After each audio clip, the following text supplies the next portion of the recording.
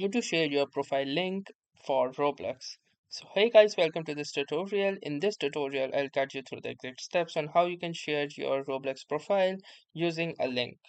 So in order to start, the first thing that you're going to need to do is simply open up your Roblox application and then you can see the interface like this. Now from here, click onto your profile picture at the top, and then from here, click onto this QR code that is visible right here just besides the edit avatar button. Once you click here, you can see your Roblox QR code, which people can scan, and this will lead you to your profile.